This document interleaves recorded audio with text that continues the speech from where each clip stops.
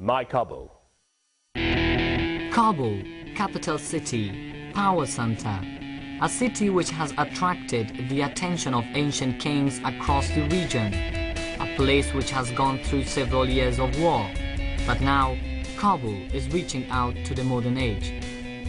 Hello, I'm Tahir Qadri from BBC Persian Television, reporting for BBC World News. Welcome to Kabul. This city is over 3,500 years old. It is the capital and the economic and cultural heart of Afghanistan. As you can see from where I'm standing, Kabul is blessed with natural beauty. But as we all know, it also has its problems. I want to show you how the ordinary people of this city live their daily lives.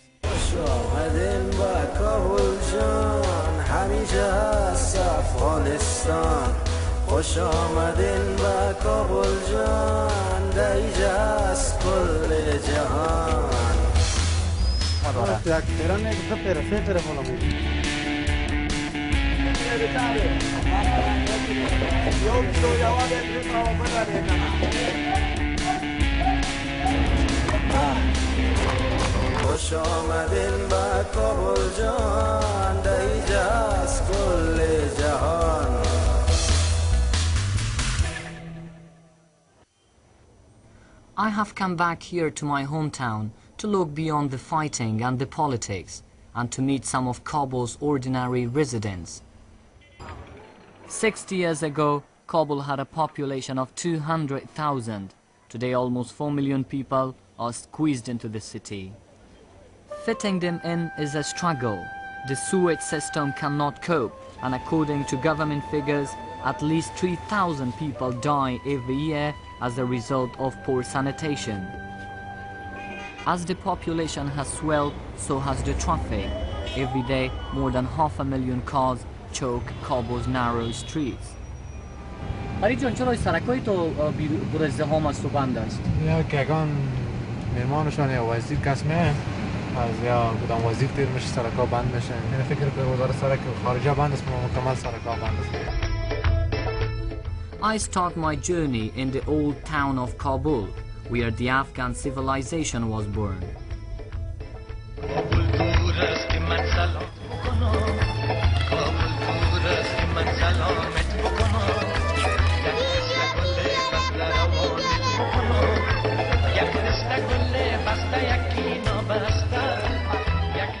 The first settlements in Kabul date back more than 3,500 years. The city lies nearly 2,000 meters above sea level, nestled beneath two mountains. The city's architecture is a glorious mix of influences from Central Asia, India and Persia. Zahiruddin Muhammad Babur, the founder of the Mughal Empire, who conquered Kabul in 1504, was so taken with the fine climate and spectacular views that he made this city his summer capital.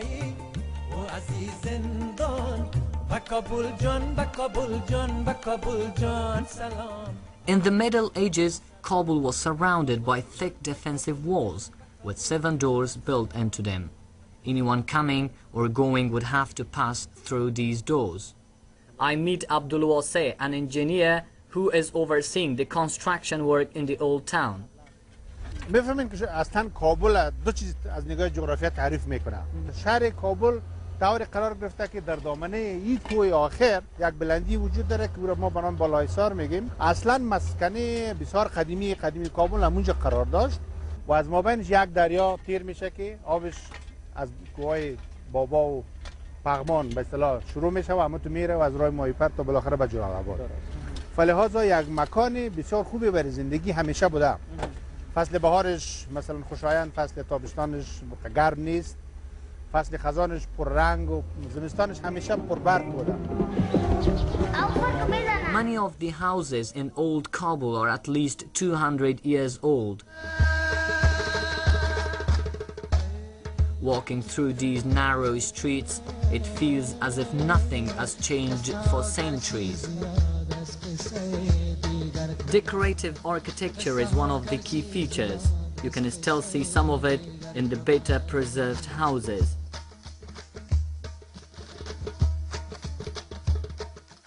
These decorations go back thousands of years when Afghanistan was on the Silk Road, the trade route between Europe and China. I went to visit an old but very beautiful house in this part of Kabul. I meet Farzana, the owner. هی از جمله از یکی از فامیل خانواده های بسیار مشهور کابل یا شهر کنه قدیم کابل است که به اسم عبدالعزیز لنگرزمین مشهور است و ای از جمله از دوستای از فامیل های خود ما می باشه که تقریبا قدامت تاریخیش که فکر کنیم از 200 سال شاید زیادتر هم باشه. یعنی در گذشته ها قسم معلوم میشه که مثلا شهر کنه کابل در نقش و نگاری و معماری خیلی خوب بودن. به صورت عموم تمامش نی، از جمله فامیلایی که بسیار ثروتمند مشهور و به حساب ادبیات دری اگه بگوییم عیاران کاکه های شهر قدیم که بودن به می قسم خانه های بر خود درست میکردن. به خاطر چی؟ به خاطر هزی که وقتی که ما نام از عیاران میگیریم از کاکه ها میگیریم باید او اما قسم خانه می داشت که میتونست حتی به سوی وزیر پادشاه رئیس وقت به اینجا بیاید دعوت شود و بعد علاوه از این مردم هامی که اینجا بودن چون یا کاکه بودن مردم هام در مراسم خاص واره دعوت میکردن و از این خانه ها استفاده میکردن. I was invited to join them for lunch. واقعا خوشمزه است، خیلی خوبش پخته کردین. بسیار زیاد تشکر از مهمان نوازیتان. خداحافظ. دیگه خوش شدم. خداحافظ. ببخشین. The beauty of the old and delicate decoration means a lot to some of old Kabul's inhabitants, but for others it does not compensate for the fact that life is a daily struggle for survival. To see how poorer people live and what problems they have, I traveled to another part of Kabul called Dehmazang.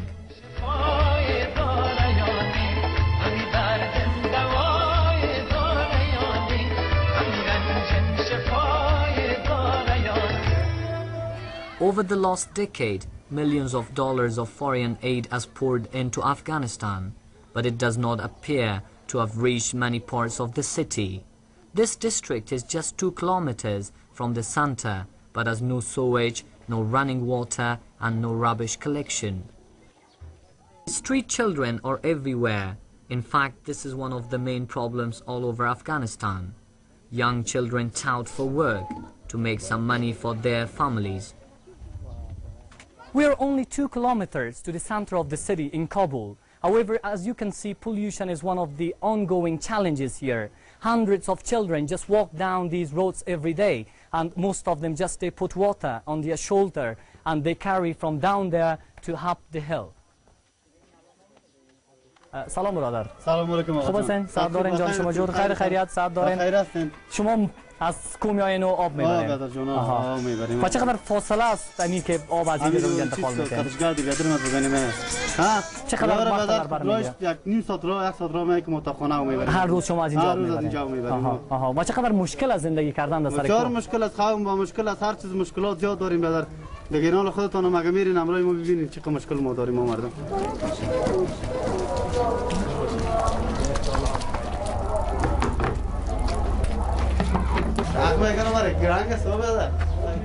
اینو سعی که بسیار ولست از کوچخو بسیار کو در کل منطقه کوچی کلان است.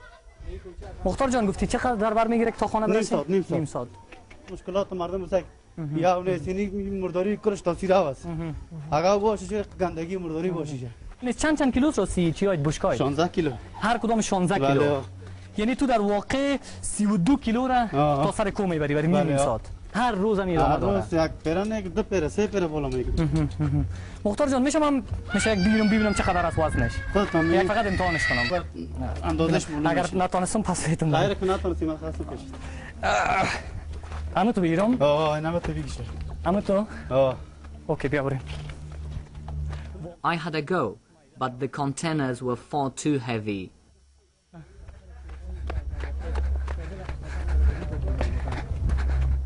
I lost it just a few meters.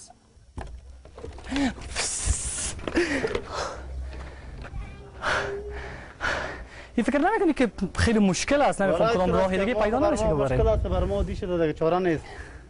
مجبور هستیم که بالا کنیم. This is not just Ahmad Mukhtar's problem. Almost 1/5 of Kabul's population live in houses perched on steep hillsides. چقدر راه مونده مختار جان دیگه خانه تان؟ خانه بالا رو می‌بینید. کدام؟ اونم صفحه کسی نام خانه زده راهش دور است دیگه. امکاناتش نیست که شما بالا شوید. برای شما کدام مشکل میشه.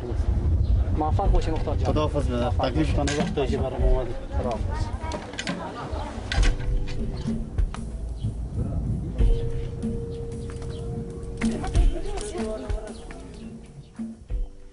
Kabul is famous not only for its old houses and its vivid decorations, it is also a place with holy shrines and mosques. Religion is an integral part of this city. I meet Vakil Suleiman. He is a well-known historian and he tells me about the shrines. این زیارت از این خاطر اهمیت بسیار خوبی داره که اولاد صدیق اکبر یار اول رسول خدا حضرت محمد مصطفی صلی الله علیه و سلم است.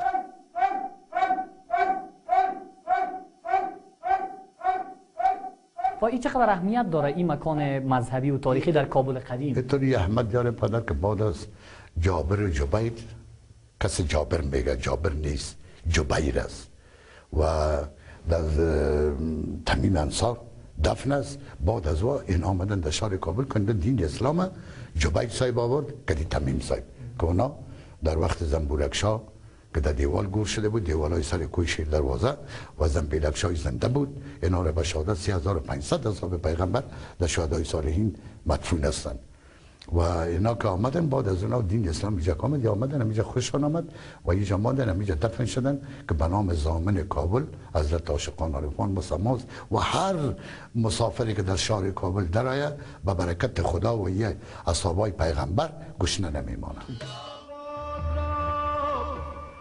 As another day breaks, I head to Kabul's musical heart, a district called Kharabat Khana. This is where many Afghan musicians were trained. Over the centuries, it has been home to several famous singers, and Afghan kings of old would throw parties here. Most of the musicians have now moved on to find their fortunes elsewhere, but a few remain. پیش کو استادای بزرگا بودن، حالا بزرگا نمانده و پیش و کوچه خرابات هم نمانده که بزرگا بود، کلگیش اینجا میشتن میدان سنتراشی اینجا میشتن، حالا هیچ کس نمانده غیر استاد حاجی امانگ مانده، استاد سلیم بخش مانده از بزرگای کوچه خرابات. بیادر پیش اینجا کوچه خرابات بود که کل هنرمندا میجا بود، از استاد قاسم شروع تا استاد رحیم بخش، استاد نبی گل، استاد رحیم گل، استاد رحیم بخش، استاد صابر، برادر استاد قاسم دیگه. این بیادر ایسه که کل هنرمندا دمی کوچه بود و بازشان بود دیگه. حال بیادر ایسه که یک تعداد کم است اینجا.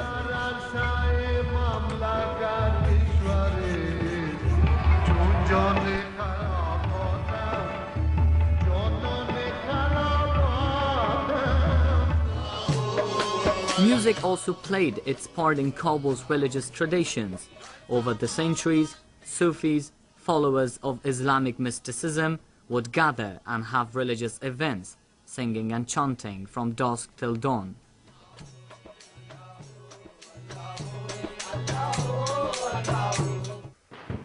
But by 1992, everything had changed. The Soviet Union, which had invaded in 1979, had withdrawn its forces, and Afghanistan plunged into a vicious civil war. Over the next 4 years, more than 50,000 Kabulis lost their lives. By 1996, the Taliban were in control, and music was forbidden. The Taliban attacked cinema too. Masood, a local journalist, offered to show me around one of the former picture palaces. خب مسعود جان اینجا چی است؟ اینجا خب در اصل سینما است، ولی واقعا خجالت آور است ما ایره بگوییم سینما است، یعنی بجز نامش دیگه هیچ چیزی نمانده، یعنی فقط نامش سینما بیسات مانده و ولی در اصل یک مخروبه است که منیس یک گدام تجارتی ازش استفاده میشه. این در سال 1320 تأسیس شد و دومین سینمای کابل بود، یعنی حدود 60 سال پیش تأسیس شد و بر اثر جنگ ها و اینا تخریب شده و حالا متاسفانه دولت به جای از اینکه ایراد نگهداری کنه به گدام تبدیل شده، گدام تجارتی و هیچ کس توجه نداره اصلا. مسعود جان سالون اصلی سینما اینجا بوده؟